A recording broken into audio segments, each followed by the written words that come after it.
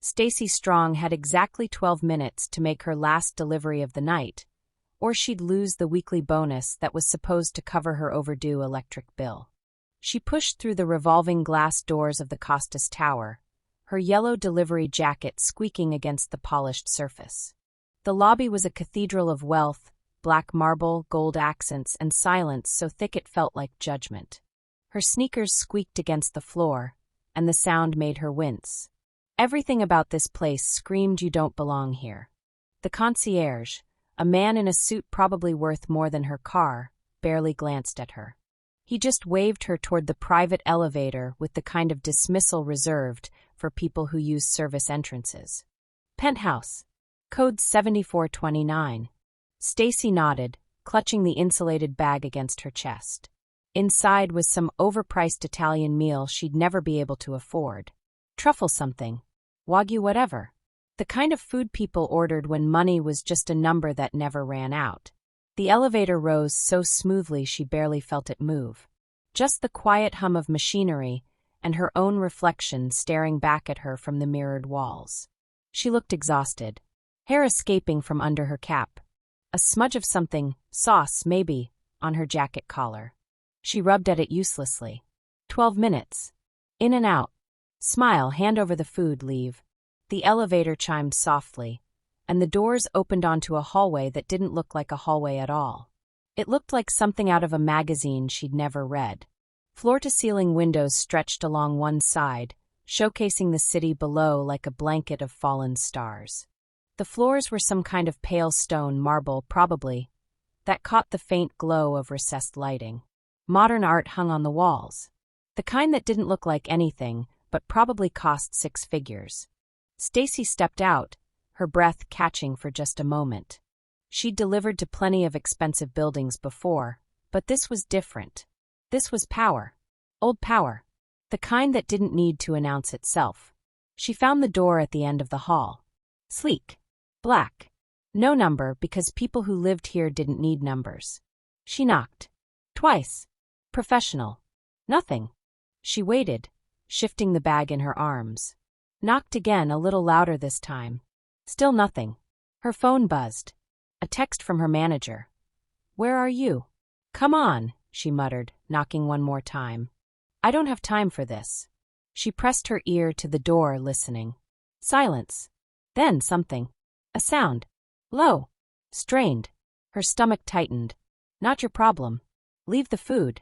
Go." But her hand was already reaching for the door handle. It turned. Unlocked. The door swung open, and the smell hit her first. Metallic. Sharp. Wrong. "Hello." Her voice came out smaller than she intended. "Delivery." The penthouse stretched before her like a dream someone forgot to finish. Dark wood. Leather furniture. More windows overlooking the city. And silence. The kind that pressed against your ears. She took one step inside. Then another. That's when she saw him. He was slumped against the far wall, half in shadow, his white shirt soaked red across one shoulder. Dark hair disheveled, jaw clenched so tight she could see the muscle working beneath the skin. His eyes, ice blue, sharp even through the pain, locked onto hers the moment she rounded the corner. For a second, neither of them moved. Stacy's hand flew to her mouth, the delivery bag slipping from her grip and hitting the floor with a muted thud. Her heart slammed against her ribs. Blood. There's so much blood. Who? His voice was rough, dangerous, even weakened. Who sent you? She couldn't breathe. Couldn't think. I'm just delivery. I didn't. His hand pressed harder against his shoulder, blood seeping between his fingers. He tried to push himself up straighter against the wall, and the movement made him grimace. But his eyes never left hers. Didn't blink. Didn't soften. Get out. The command was quiet. Absolute. But Stacy's feet wouldn't move. Her brain was screaming at her to run, to call 911, to do something, but all she could do was stare at this man who looked like he'd walked out of a Forbes cover and into a crime scene. "You're hurt," she said, and the words sounded stupid even as they left her mouth. "I said." He stopped, his jaw tightening as another wave of pain seemed to hit him. His breathing was shallow, controlled. The kind of control that came from years of hiding weakness. Get out. She should have listened. Should have turned around, left, pretended she'd never seen anything. But something in his eyes, something beyond the command, beneath the ice, stopped her. He wasn't asking for help. Men like him didn't ask. But he needed it. Stacy swallowed hard, her hands shaking as she pulled off her cap and dropped it on the floor beside the forgotten food. You need a hospital. No hospitals. His voice was firmer now, even as his body sagged slightly. No police. You're bleeding. I'm aware. The sharpness in his tone should have sent her running. But instead it anchored something inside her. She'd grown up with sharp tones. With danger dressed in expensive clothes. She recognized the kind of man who didn't bleed in hospitals because hospitals asked questions. She took a step closer. Then another. Don't, he started, but his voice faltered as she knelt in front of him, close enough now to see the blood wasn't just on his shoulder. There was a gash along his ribs, shallow but wide, soaking through the fabric of his shirt. What happened? She asked quietly. His eyes narrowed.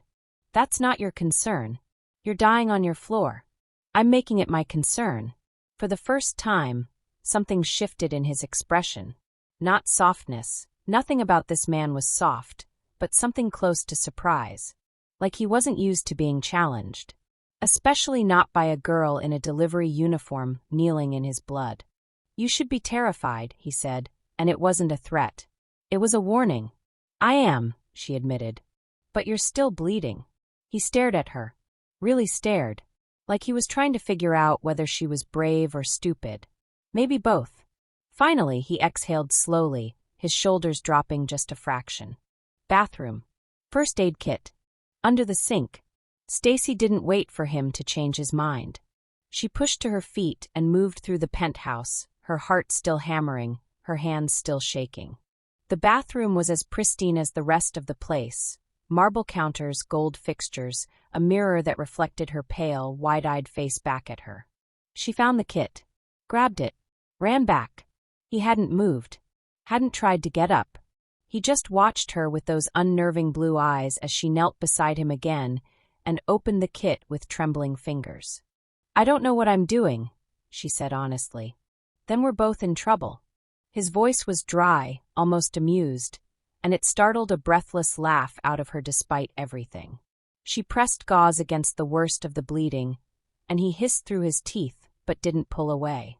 His hand came up, covering hers, holding the pressure steady. His palm was warm, rough, strong even now. What's your name? He asked, and the question felt too intimate for the moment. Too human. Stacy. Stacy. He repeated it like he was testing the shape of it. His gaze held hers, and for a second, the danger fell away. It was just a man and a woman, kneeling on a marble floor in a city that didn't care about either of them. You should have run. Probably. Why didn't you? She didn't have an answer. Or maybe she did, but it didn't make sense. So she just shook her head and pressed harder against the wound, feeling his blood warm and sticky against her fingers. He didn't look away, didn't let go of her hand. And somewhere in the silence between them, Stacy realized with a cold, creeping certainty, she'd just stepped into a world she didn't understand. A world that didn't let people leave. Who are you? She whispered. His jaw tightened. And when he finally spoke, his voice was low, edged with something dark and unspoken. Someone you should have never met. Stacy Strong hadn't slept. How could she? Every time she closed her eyes, she saw him, bleeding, dangerous, and far too calm for a man who'd just been shot. She saw the cold precision in Robert Costas's eyes when he'd told her, in that low, commanding voice, that she'd be hearing from him soon. She'd hoped he was bluffing. He wasn't. The black car had arrived at 7 in the morning, idling outside her apartment building like a predator waiting for prey. No knock. No warning. Just a sleek, expensive vehicle that didn't belong in her neighborhood, and a driver in a suit who handed her a single card with an address embossed in silver. Costas Enterprises. Penthouse level. 9 a.m. Don't be late. Now, standing in the elevator that climbed silently toward the top floor of the most expensive building in the city, Stacy felt her pulse hammering in her throat. The mirrored walls reflected a woman who looked small, out of place, dressed in jeans and a simple sweater because she refused to pretend she belonged in his world. She didn't. And he knew it. The elevator chimed softly, and the doors slid open to reveal a reception area, so pristine it looked like something out of a magazine. Marble floors. Minimalist furniture. A reception desk made of glass and chrome, currently unmanned. Beyond it, floor-to-ceiling windows framed the city skyline, the morning sun turning the glass towers into shards of gold. "Miss Strong." Stacy turned sharply. A woman in her 40s, dressed in a tailored black suit, stood near a hallway to the left. Her expression was professional, unreadable. "Mr. Costas is expecting you." "This way." Stacy followed, her sneakers silent on the marble, her heart louder than it had any right to be. The hallway was lined with abstract art, the kind that cost more than she'd make in a lifetime. Everything here screamed power, control, money. And then the woman stopped at a set of double doors, knocked once, and pushed them open without waiting for an answer. "Miss Strong, sir." Stacy stepped inside, and the door clicked shut behind her. The office was breathtaking. Massive. One entire wall was glass, offering an uninterrupted view of the city sprawling below like a kingdom at his feet. The furniture was expensive, modern, cold. A leather sofa sat against one wall. A bar cart gleamed in the corner. And in the center of it all, behind a desk that looked like it had been carved from a single piece of black stone, sat Robert Costas. He looked nothing like the man she'd found bleeding in his penthouse 2 nights ago. Now he was immaculate. Charcoal suit tailored to perfection. White shirt crisp and unbuttoned at the collar. Dark hair swept back, still slightly damp, as if he'd just stepped out of the shower. He sat with his fingers steepled in front of him, elbows resting on the desk, and his eyes, those sharp, unrelenting eyes, fixed on her the moment she entered. He didn't smile, didn't speak, just watched her like a man who already knew every move she was going to make. Stacy forced herself to walk forward, stopping a few feet from the desk. She crossed her arms over her chest, partly out of defiance, partly because she needed something to hold on to. "You sent a car," she said, her voice steadier than she felt. "I did." His voice was low, smooth, laced with authority. "You came. You didn't give me much of a choice." One corner of his mouth lifted, barely. "There's always a choice, Miss Strong. You made yours." She hated how calm he was. How in control. Like nothing in the world could touch him, least of all her. "Why am I here?" she demanded. Robert leaned back in his chair, the leather creaking softly beneath him. He studied her for a long moment, his gaze traveling from her face down to her folded arms, then back up again. It wasn't lewd. It was assessing, calculating. "You saved my life," he said finally. Stacy blinked. "I called 911 and applied pressure to a wound. That's barely. You stayed." The words cut through her protest like a blade. His eyes locked onto hers, and for the first time, she saw something beneath the cold exterior. Something darker. More dangerous. "You could have run," he continued. "Most people would have. But you didn't. You stayed, even though you were terrified. Even though you knew you'd stumbled into something you shouldn't have." Stacy's throat tightened. "I thought you were going to die." "I wasn't." He said it with absolute certainty. "But you didn't know that." He stood then, and Stacy's breath caught. He was tall, taller than she remembered, and the way he moved was predatory, controlled. He rounded the desk slowly, each step deliberate, and stopped a few feet from her. Close enough that she could smell his cologne. Something expensive. Something that made her head swim.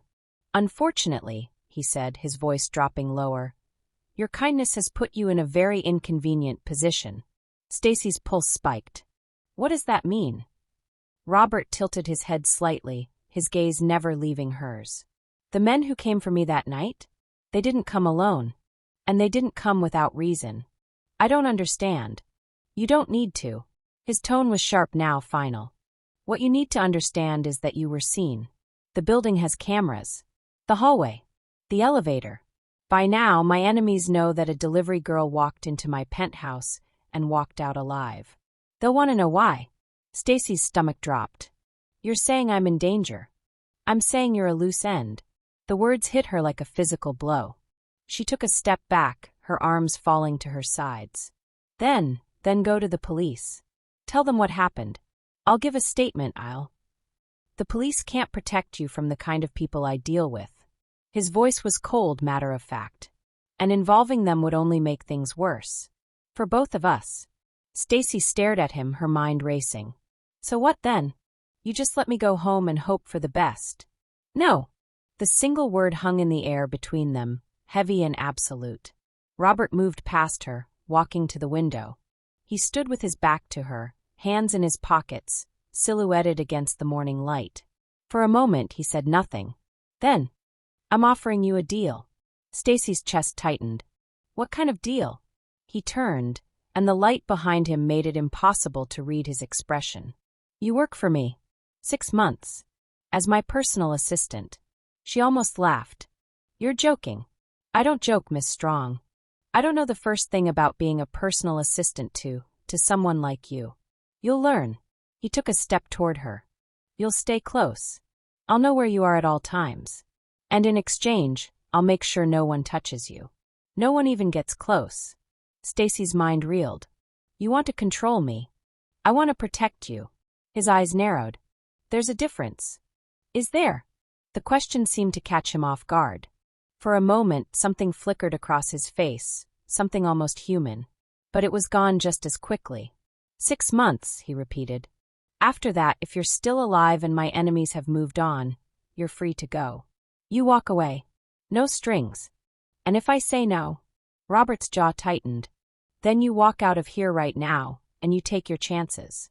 But I won't be able to help you when they come. And they will come, Stacy. It was the first time he'd used her first name. And the way he said it, low, almost intimate, sent a shiver down her spine. She looked at the desk. At the contract sitting on top of it, crisp and waiting. You already had this drawn up, she said quietly. I did. You were that sure I'd agree. No. He moved closer, so close she had to tilt her head back to meet his eyes. But I was hoping you would. Stacy's breath came shallow. She could feel the heat of him, the weight of his presence. He was too close. Too intense. And yet she couldn't move. Why? She whispered. Why go through all this trouble for me? Robert's gaze dropped to her lips for the briefest moment before returning to her eyes. When he spoke, his voice was rough, almost dangerous. Because you're the first person in a very long time who looked at me like I was worth saving. The words hit her like a punch to the chest. Before she could respond, he stepped back, his mask sliding firmly into place. He gestured toward the desk. The contract is standard. 6 months. Competitive salary. You'll live in the penthouse. I'll provide security. Live with you. Her voice came out strangled. There are 4 bedrooms. You'll have your own space. This is insane. This is survival. His eyes bored into hers. Your choice, Stacy. Sign or walk away. She stared at him. At the contract. At the city beyond the glass. And then, with trembling hands, she picked up the pen. Robert watched her, something dark and unreadable flickering in his gaze.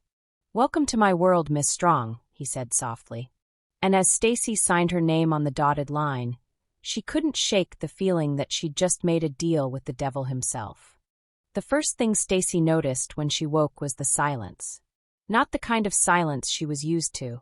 The city hum of traffic through thin apartment walls, the neighbor's television bleeding through at 2 a.m., the constant reminder that she lived stacked between strangers in a building that had seen better decades.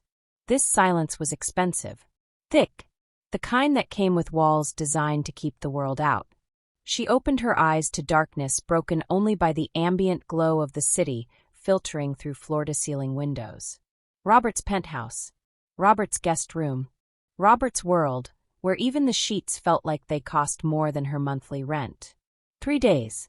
She'd been here 3 days since signing that contract, that beautifully worded trap that made her his executive assistant, while really making her his prisoner.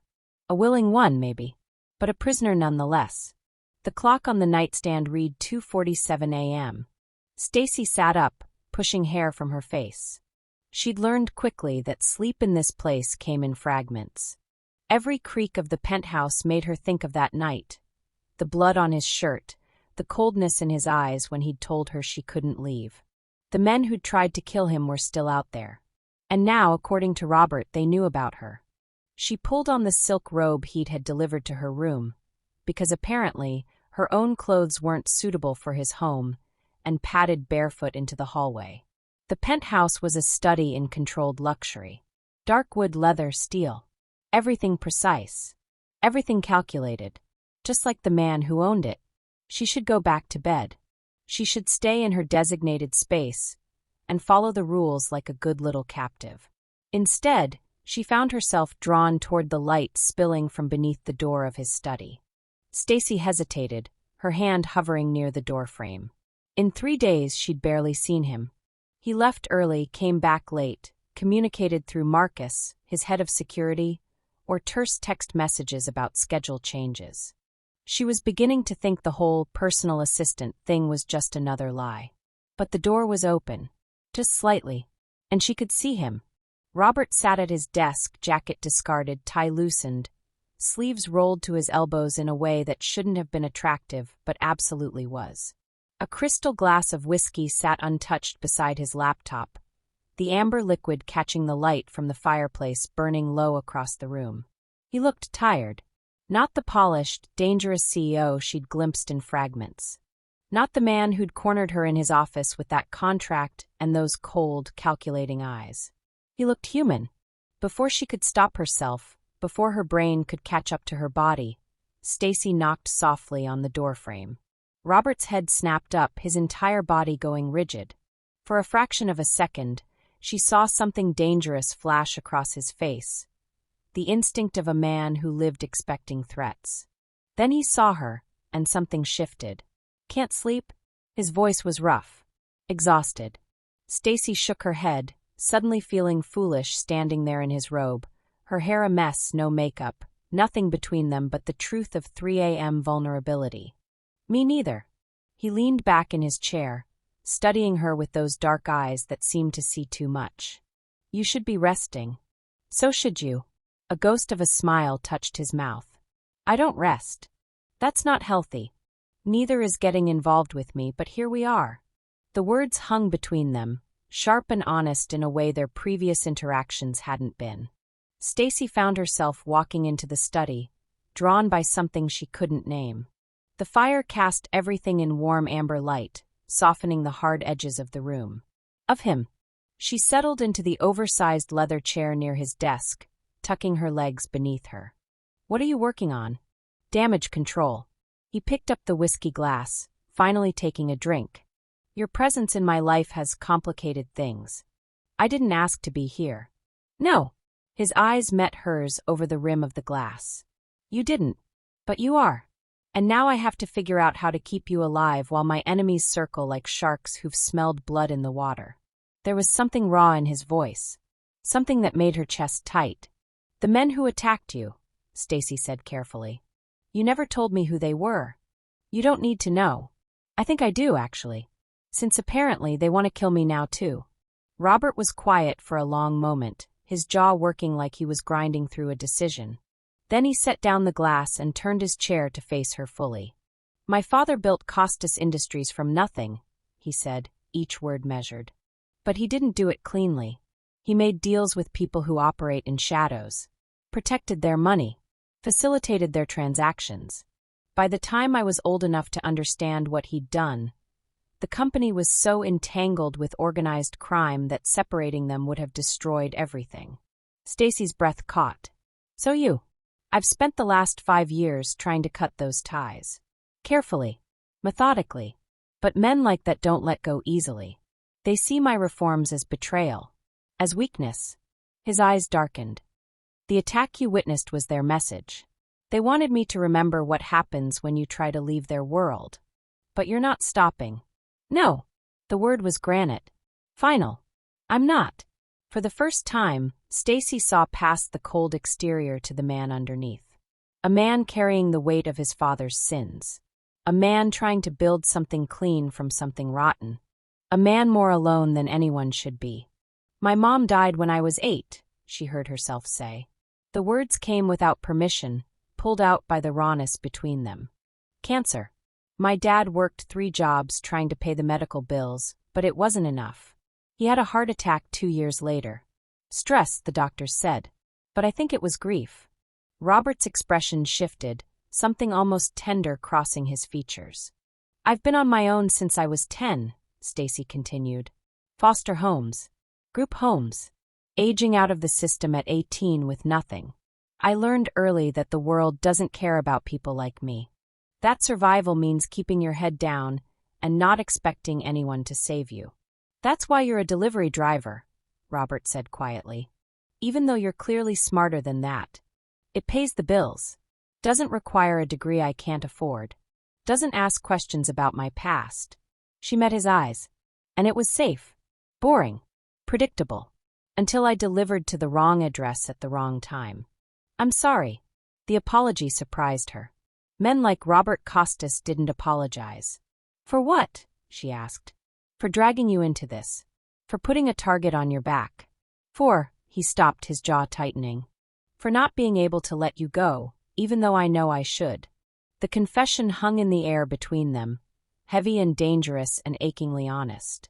Stacy's heart was pounding. Why can't you?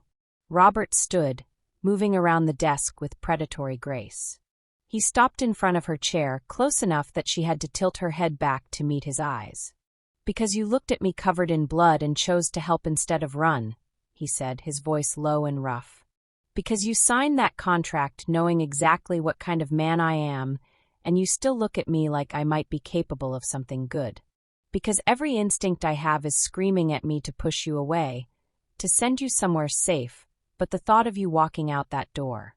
He cut himself off, his hands clenching at his sides like he was physically restraining himself from reaching for her. You scare me, Stacy Strong. And nothing scares me. Her breath caught. The vulnerability in his eyes was devastating. This was a man who controlled billions, who commanded empires, who faced down killers without flinching. And she terrified him. Stacy stood slowly, the silk robe whispering against her skin. They were close now, close enough that she could see the flecks of gold in his dark eyes, could feel the heat radiating from his body. You scare me too, she whispered. Because I should hate you for trapping me here. I should be planning my escape. But instead, I'm standing in your study at 3 a.m., and all I can think about is... The shrill ring of his phone shattered the moment like glass. Robert's entire demeanor changed in an instant. The vulnerability vanished, replaced by cold calculation as he grabbed the phone from his desk. What? Not a question. A command. Stacy watched his face transform as he listened. Saw the muscle in his jaw jump. Saw his free hand curl into a fist. When? A pause. No. Double the security on the building. I want eyes on every entrance. And Marcus, his eyes cut to Stacy. She doesn't leave this penthouse. Not for any reason. Understood. He ended the call and stood motionless for a moment, his back to her, shoulders rigid with tension. Robert. Stacy's voice came out smaller than she intended. What happened? When he turned, the man who'd been vulnerable moments ago was gone.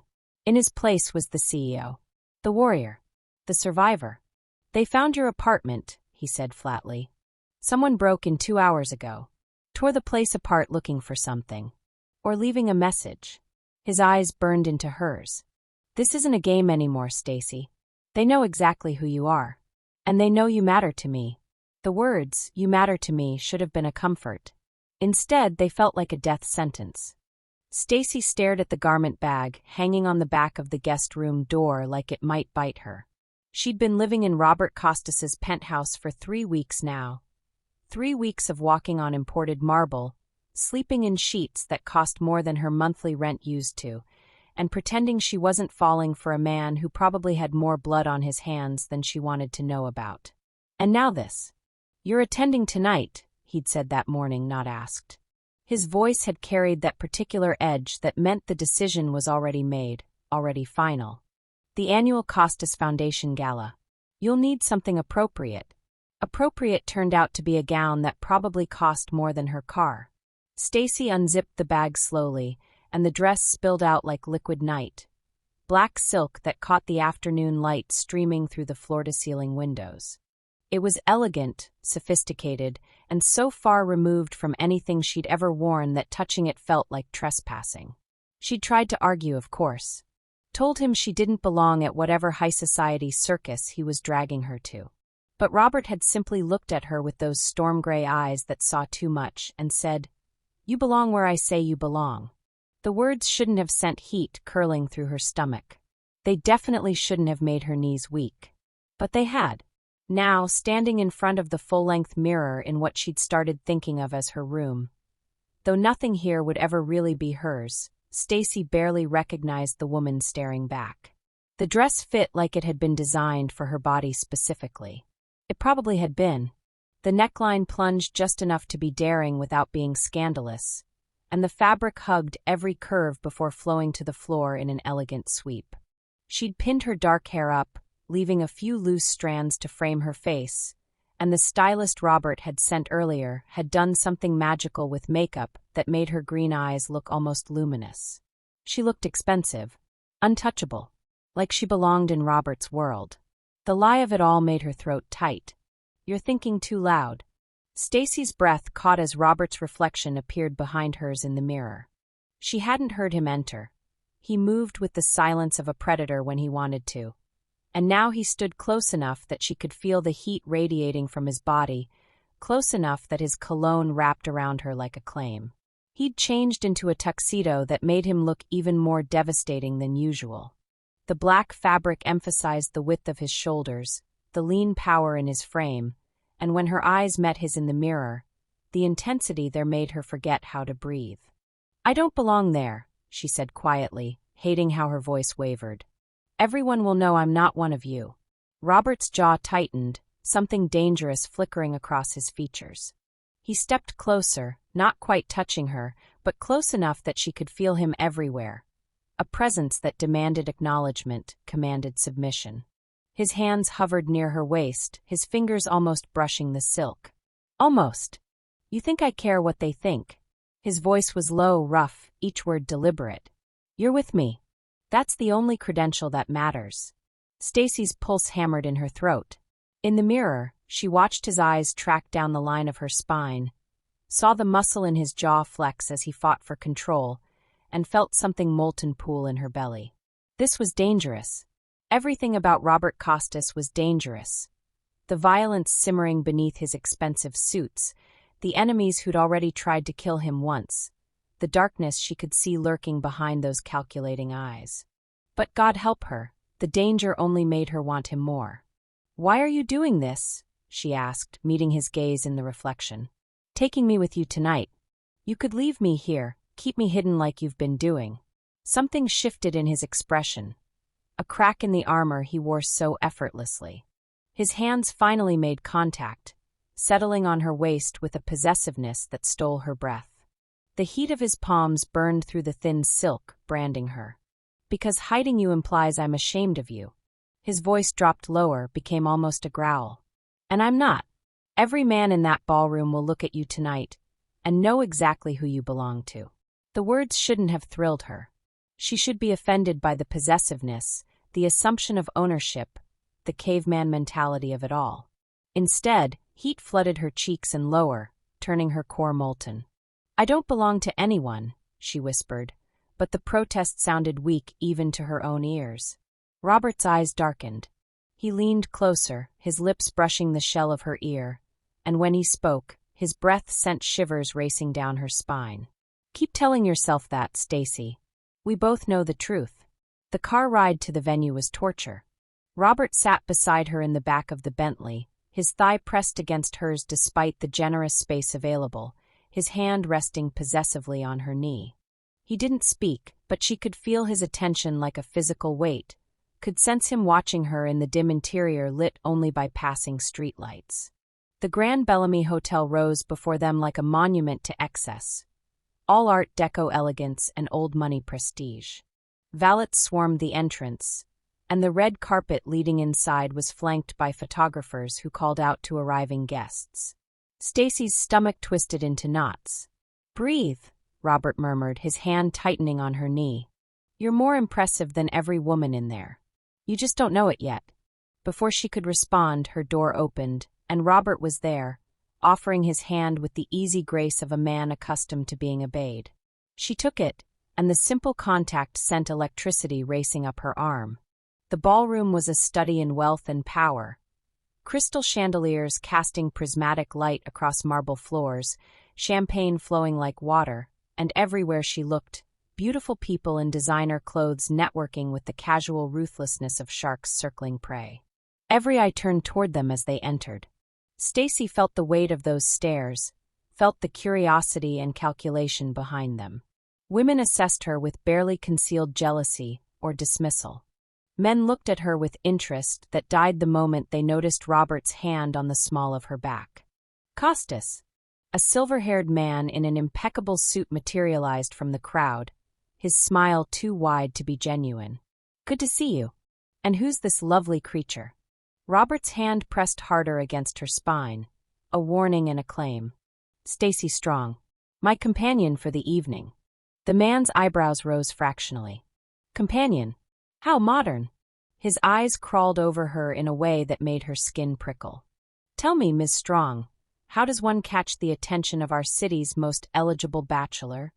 "By delivering his food," Stacy said before she could stop herself. The man blinked, clearly unsure if she was joking. Robert's lips curved into something that might have been a smile, but his eyes remained cold as winter. "Excuse us," Robert said, already steering her away. "I see some people who actually matter." As they moved through the crowd, Stacy became acutely aware of the pattern. Robert kept her close, his touch constant and possessive. When men approached to speak with him, his hand would tighten on her waist. When women tried to flirt, and several did with bold shamelessness, his body would shift, subtly placing himself between Stacy and the perceived threat. He was marking territory. And heaven help her, she liked it. "You're popular," she murmured as they finally found a moment alone near the bar. "I'm wealthy," Robert corrected, accepting 2 champagne flutes from the bartender and handing her one. People confused the two. "Don't you have actual friends here?" Something flickered across his face, something almost vulnerable. "In my world, friends are liabilities. Everyone wants something." "What do I want?" The question slipped out before she could think better of it. Robert's gaze locked onto hers with an intensity that made her dizzy.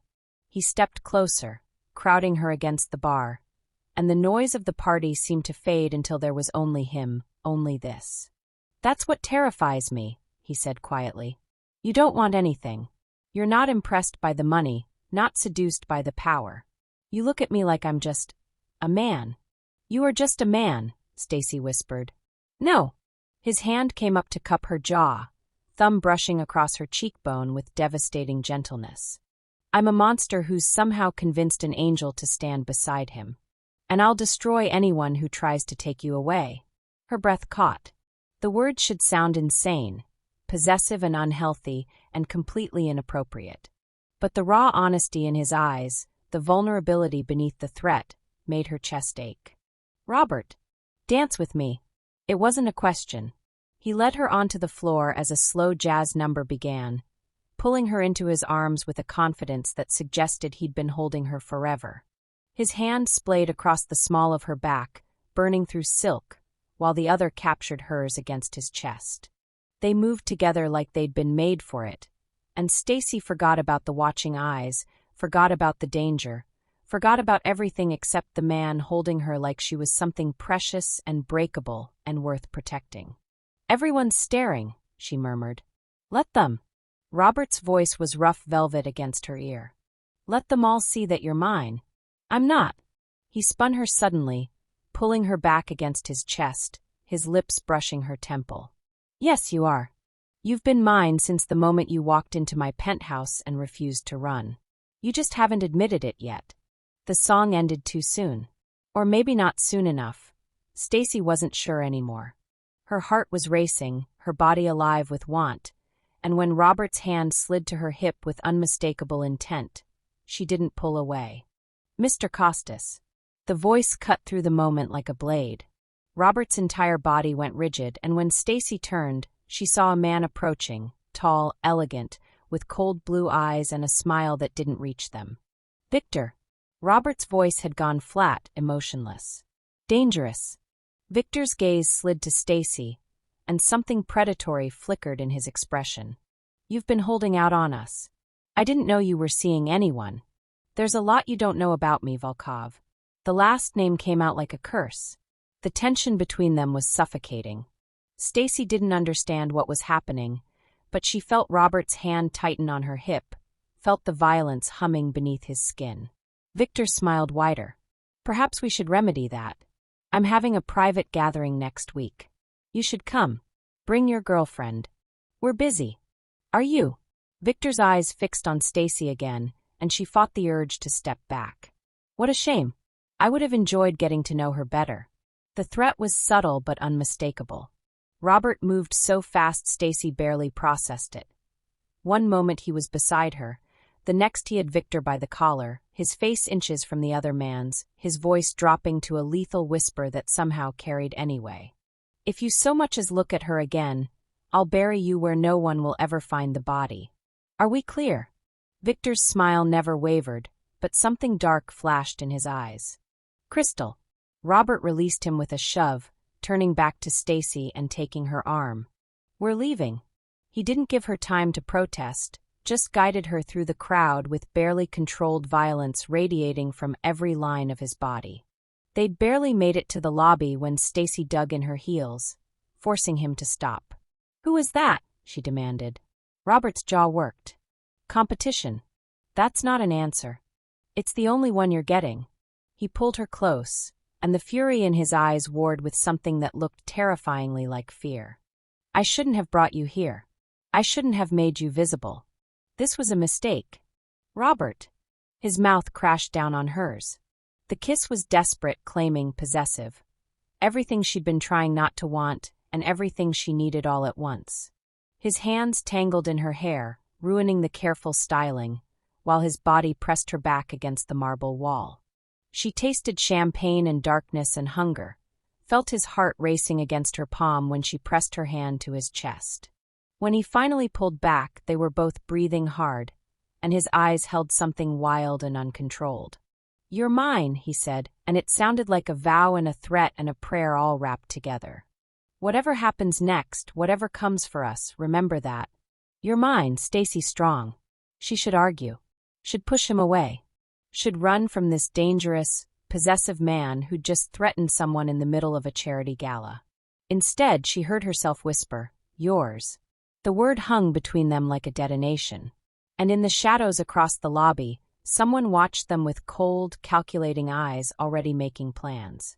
The champagne had barely left her system when Stacy woke to darkness.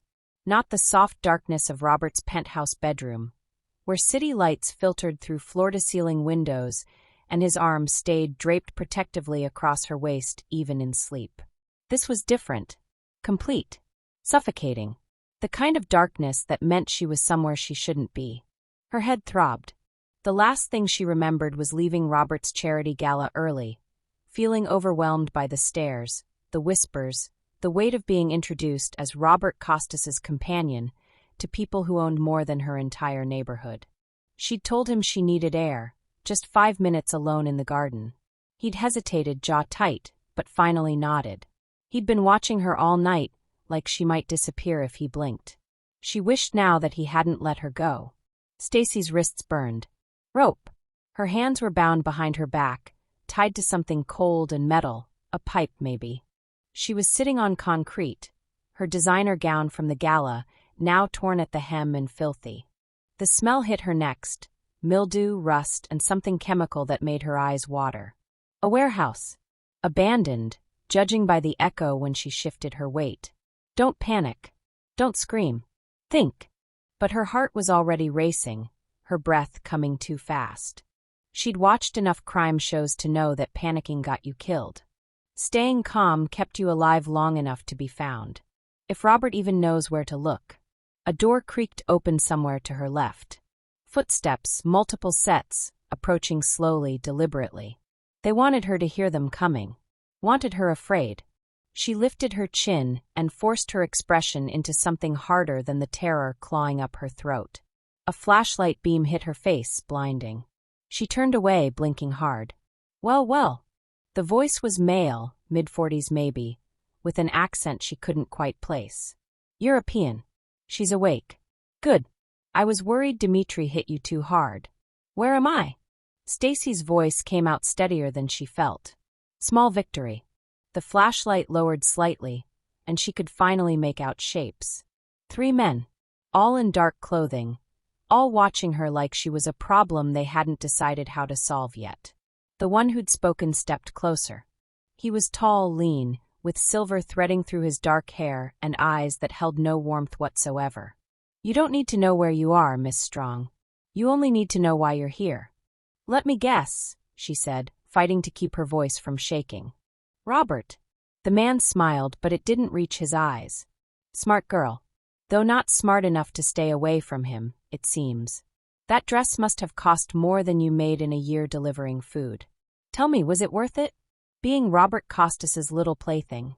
The words were meant to humiliate her, to make her feel small.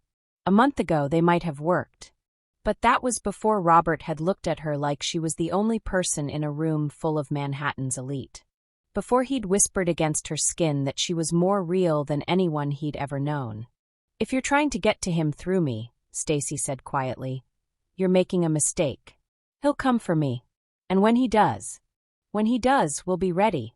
The man crouched down to her level, close enough that she could smell expensive cologne mixed with cigarette smoke. That's exactly what we want, Miss Strong. Robert Costas has become difficult. Uncooperative. He thinks his money makes him untouchable. We're here to teach him otherwise. Who are you? Someone he should have paid when he had the chance. The man stood, brushing imaginary dust from his pants. The Antonov family doesn't appreciate being cut out of business deals. Especially deals that were ours first. Stacy's mind raced. Robert had mentioned rivals, competitors who played dirty. But he'd never said names, never given her details. Protecting her, she'd thought. Keeping her separate from the darkness that sometimes flickered behind his eyes when he thought she wasn't watching. Turns out that darkness had found her anyway. He'll give you whatever you want, she said, hating how desperate she sounded. Money, contracts, whatever this is about. Oh, we know he will. The man, Antonov, smiled again. That's what makes this so effective. Robert Costas has always been ruthless in business. Cold. Calculating. But now, he gestured toward her like she was evidence in a trial. Now he has a weakness. And weakness, Miss Strong, is something we can exploit. One of the other men's phones buzzed. He glanced at it, then spoke in rapid Russian to Antonov. Whatever he said made Antonov's smile widen. Your boyfriend is making calls, Antonov told her. Every contact he has, every favor he's owed, every resource at his disposal. All for you. He shook his head almost admiringly. I've never seen Robert Costas so frantic. It's almost touching. Stacy's chest tightened. She could picture him exactly, pacing his penthouse, phone pressed to his ear, that dangerous calm he got when things went wrong barely concealing the fury underneath. She'd seen it once when a business deal fell through. The temperature in the room had dropped 10 degrees from his presence alone. But this wasn't business. This was her. You're going to get yourselves killed, she said softly. Antonov laughed. Brave words from someone tied up in an abandoned warehouse. I'm not being brave. I'm being honest. Stacy met his eyes. You think you know him because you've competed with him in boardrooms. You don't. Whatever he is in business. That's the version of Robert Costas who still cares about consequences. The man who's coming for me right now doesn't. Something flickered across Antonov's face. Uncertainty, maybe. Or calculation. Then he'd better hurry, Antonov said finally. We're on a schedule. He has until midnight to agree to our terms or... He didn't finish the sentence. Didn't need to. They left her in the darkness again. Stacy counted her breaths, trying to slow her heart rate. In through the nose, out through the mouth. Robert had taught her that, oddly enough, during a particularly stressful day at his office when she'd been overwhelmed by her new assistant role. When everything feels out of control, he'd said, control your breathing. It's the one thing they can't take from you. She wondered if he'd learned that the same way she was learning it now, through fear.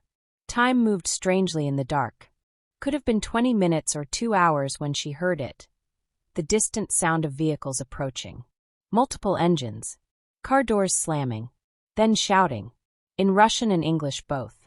Stacy's pulse spiked. Robert! More footsteps, but these were running. Panicked. Antonov's voice barked orders, and she heard the unmistakable sound of guns being loaded. Oh God! The door burst open. The flashlight beam returned, but this time it was shaking. One of Antonov's men grabbed her roughly by the arm, hauling her to her feet. Pain shot through her shoulders as the rope pulled tight. Insurance policy, the man muttered, dragging her toward the door. They emerged into a massive warehouse space, mostly empty except for scattered crates and industrial debris. Moonlight streamed through broken skylights above.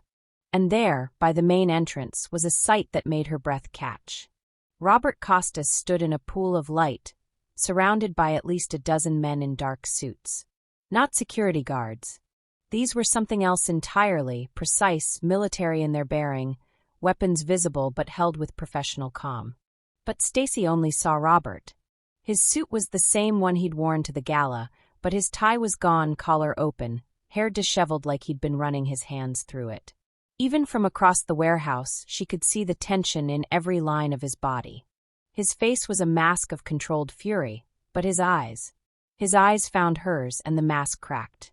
For one heartbeat she saw everything. The fear he'd been holding back, the desperation, the raw emotion of a man who'd just located the one thing he couldn't afford to lose.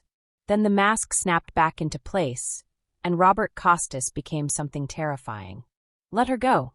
His voice echoed through the warehouse, low and deadly. Now!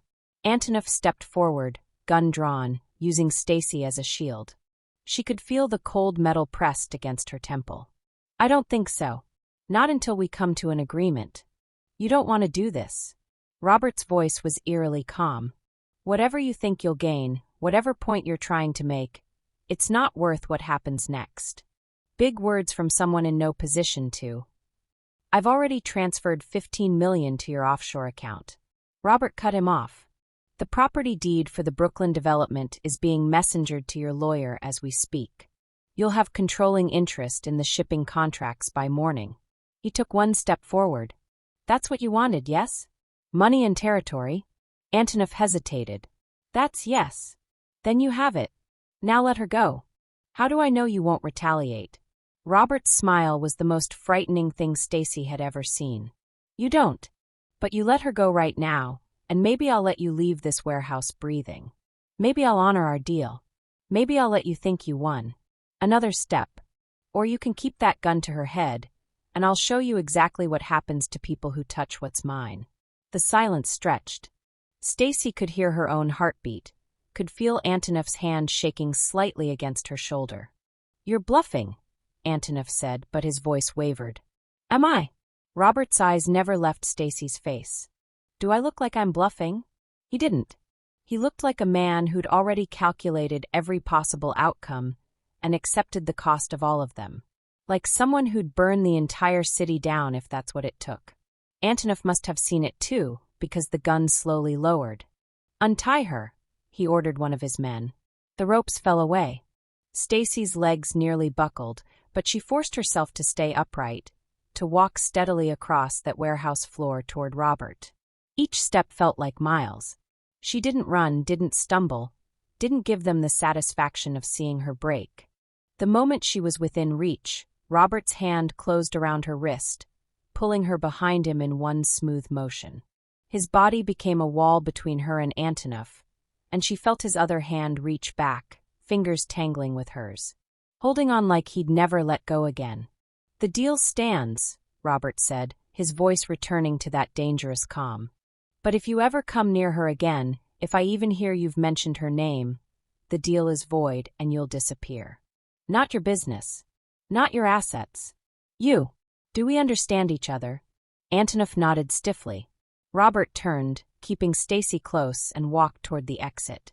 His men fell into formation around them, a moving shield of bodies and weapons. No one spoke. The only sound was their footsteps echoing off concrete. They were almost to the door when Stacy felt Robert's hand tighten on hers, his whole body going rigid. She looked back. Antonoff had raised his gun again, pointed directly at Robert's back. Everything happened at once. Robert shoved Stacy toward one of his men with enough force to send her stumbling. Gunfire cracked through the air. Someone, maybe her, screamed. When the echoes faded, Antonoff was on the ground, his weapons scattered across the floor. Robert stood in the same spot, one of his men's guns now in his hand, aimed with perfect steadiness at where Antonoff had been standing. He'd fired first. Faster. Like he'd known exactly what was coming. Robert's eyes cut to her, sharp and assessing, checking for injury with clinical precision. Then he handed the gun back to his man and closed the distance between them in 3 strides. His hands framed her face, tilting it up to the light, examining the bruise she could feel forming on her cheekbone, the rope burns on her wrists. His jaw was locked so tight she thought he might crack a tooth. "Robert! Don't!" The word came out harsh, broken. "Don't tell me you're fine. Don't tell me it's okay." "I wasn't going to." Her hands covered his, feeling the tremor he was trying to hide. "I was going to say thank you." Something in his expression shattered. For just a moment she saw the man beneath the armor, terrified, guilty, barely holding himself together. Then his mouth was on hers, desperate and claiming, and nothing like their careful kisses at galas or whispered moments in his penthouse. This was raw need, relief and fear and possession all tangled together. His hands slid into her hair, holding her like she might vanish if he let go. When they finally broke apart, his forehead pressed against hers, both of them breathing hard. "This is my fault," he said roughly. "All of it. I should never have." "Stop." Stacy's fingers found his collar, gripping the expensive fabric. "I chose this." "Chose you? I'm not some victim who didn't know what she was getting into." "You didn't know." His eyes opened, meeting hers with an intensity that stole her breath. "You didn't know the cost, Stacy. What being with me means. What it makes you." His thumb traced her cheekbone, so gentle despite everything. "They'll always come for you now. Anyone who wants to hurt me will know exactly where to strike. Then they'll learn the same lesson Antonoff just did." She leaned into his touch. "That you don't let go of what's yours." Robert's expression shifted, something dark and possessive and absolutely unbreakable sliding into place behind his eyes. "No," he said softly, dangerously. "I don't." He kissed her again, slower this time, a promise and a claim and a warning all in one. Then he swept her up into his arms, ignoring her protest, and carried her toward the waiting car. Behind them, his men were already cleaning up the scene, making evidence disappear like it had never existed. Antonoff was being dragged to his feet, zip-tied and headed for somewhere Stacy suspected she didn't want to know about. As Robert settled her into the back of his Bentley, his jacket wrapped around her shoulders, Stacy realized something with crystalline clarity. She'd crossed a line tonight. Not into Robert's world, she'd done that weeks ago. But into something deeper, more permanent. She'd become the thing people like Antonoff would target. The weakness in Robert Costas's armor. And instead of terrifying her, instead of making her want to run, it made her want to stay even more. Robert slid in beside her, immediately pulling her against his chest, one hand stroking her hair while the other stayed fisted at his side, tension still coiled through his entire frame. "Where are we going?" she asked quietly. "Somewhere safe." His voice was rough. "Somewhere no one will ever find you again without going through me first." The car pulled away from the warehouse, but Stacy could feel Robert's eyes on her in the darkness, could sense the gears turning behind that brilliant, dangerous mind. He was planning something that would change everything. And when his hand found hers in the dark, lacing their fingers together with a grip that felt like chains, beautiful, protective chains she had no desire to escape, she knew with absolute certainty. There was no going back now. The penthouse was too quiet. Stacy stood in the center of Robert's bedroom, wrapped in one of his shirts, staring at the bag that had been packed for her. Not by him. He wouldn't dare make that choice for her. One of his people had simply prepared it, just in case. just in case she chose to leave. Her ribs still ached from where Victor's men had grabbed her. The bruises on her wrists were fading to yellow-green, but they were there. Evidence. Proof that loving Robert Costas came with a price tag written in blood and fear. She heard him before she saw him. The door opened slowly and Robert stepped inside, still wearing the same black suit from earlier. He hadn't slept. She could see it in the tight set of his jaw, the shadow beneath his eyes. He'd spent the last 48 hours dismantling Victor's entire operation, brick by brick, bone by bone. He'd done it for her. "You should be resting," he said, his voice low and careful. "So should you." He didn't move closer. There was a distance between them now that hadn't existed before, a fragile, aching space that neither knew how to cross. Stacy swallowed and gestured toward the bag. "You had someone pack for me." Robert's eyes flicked to it, then back to her face.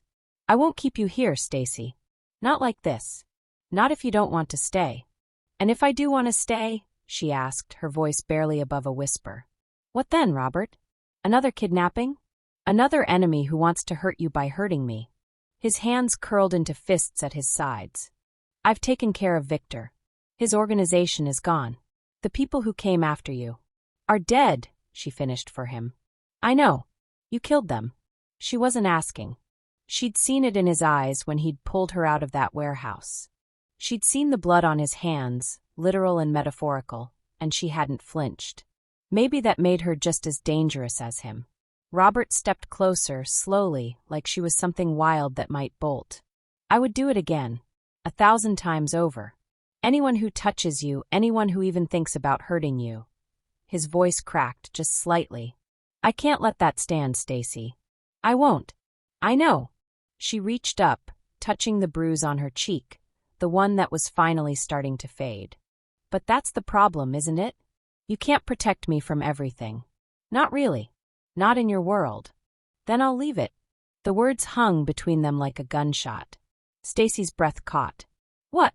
Robert closed the distance between them in 2 strides, his hands coming up to cup her face with a gentleness that contradicted everything he was. "You heard me. I'll leave it. All of it. The business, the connections, the empire I built. None of it matters if you're not here. Robert, you can't just." "I can."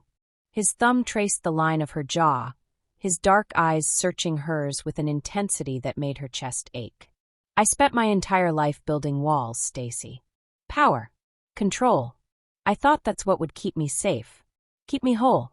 And then you walked into my penthouse in that ridiculous yellow uniform, and you looked at me like I was just a man." Her eyes burned with unshed tears. "You are just a man." "No." His voice was rough, broken. "I'm a man who's done terrible things. I've hurt people. Destroyed lives. I've built an empire on fear and blood, and I told myself it was necessary. That it was survival." He pressed his forehead to hers, his breath warm against her skin. "But when I thought I'd lost you, when I saw you in that warehouse, I would have burned the entire city down to get you back." "You almost did," she whispered. "And I'd do it again." His hands slid down to her shoulders, gripping her like she was the only thing keeping him anchored to the earth. "So you tell me, Stacy. You tell me what you need. If you want me to walk away from everything I've built, I will. If you want me to be someone different, someone better, I'll try. Just don't leave." The vulnerability in his voice shattered something inside her. This man, this powerful, dangerous, untouchable man, was offering her everything. Not his wealth. Not his protection. But himself. Raw and unguarded and terrified. "I don't want you to be someone different," she said finally, her hands coming up to rest against his chest. She could feel his heartbeat, rapid and unsteady beneath her palm. "I want you to be you. The man who saved me. The man who trusted me with his scars. The man who looks at me like I'm the only thing that matters in the world. You are. But I also need you to let me choose this." She pulled back slightly, just enough to look him in the eyes. "Not because I'm afraid. Not because I have nowhere else to go. But because I want to be here. With you. Even knowing the risks." Robert's jaw tightened. "The risks are mine to take," she interrupted firmly. "You don't get to make that choice for me, Robert. I'm not some fragile thing that needs to be locked away in a tower. If I stay, it's because I'm choosing you. All of you. The Empire, the danger, the enemies. I'm choosing it with my eyes open. He stared at her for a long moment, and she saw the war raging behind his eyes. The desperate need to protect her battling against the equally desperate need to keep her close. Finally, he exhaled, a shuddering breath that seemed to carry the weight of every wall he'd ever built. You're stronger than I deserve. Probably, she said, a small smile tugging at her lips. But you're stuck with me anyway. Stacy, take me to the rooftop. He blinked. What? The rooftop terrace. You've been hiding me away in this penthouse for 2 days. I want to see the city. I want to see the world I'm choosing. Something shifted in his expression, surprise, then something deeper. Understanding, maybe. Or hope. He took her hand without another word. The rooftop terrace was bathed in the amber glow of sunset. The city sprawled out beneath them, a glittering jungle of steel and glass and million-dollar views. Up here, the noise of the streets was distant, muted. It was just them and the sky. Stacy walked to the edge, her hands resting on the glass barrier as she looked out over the city. Robert stood behind her, close but not touching, giving her space. I used to deliver food to buildings like this, she said quietly. I'd stand outside looking up at the penthouses and the corner offices, and I'd wonder what kind of people lived in them, what their lives were like. And now you know, Robert said. She turned to face him, the sunset painting her in shades of gold and rose. Now I know they're just people. Complicated, messy, dangerous people. But people. He stepped closer, slowly, like he was approaching something sacred. I never thought I'd want this. Someone to share this view with. Someone who'd see all of me, the good and the bad, and still choose to stay. I'm not going anywhere, Stacy said, reaching up to cup his face in her hands. His stubble was rough against her palms, and she loved the reality of it. The proof that he was real, and this was real, and they were standing on a rooftop terrace choosing each other despite every reason not to. I love you, Robert said, the words raw and unpolished. I don't know how to do this. I don't know how to be what you deserve. But I love you, Stacy Strong, and I will spend the rest of my life trying to be worthy of the choice you're making. Tears spilled down her cheeks, warm and unbidden. You already are. He kissed her then, soft and desperate and reverent all at once. His hands slid into her hair, tilting her face up to his, and she melted into him. This wasn't the kiss of a CEO and a delivery girl. This was the kiss of two people who'd walked through fire and come out the other side, scarred but whole. When they finally pulled apart, both breathing hard, Robert pressed his forehead to hers. Stay with me, he whispered. Not because I'm asking you to. Not because you think you have to. But because you want to. I want to, Stacy said, her voice steady despite the tears. I choose you, Robert Costas. Today, tomorrow, and every day after.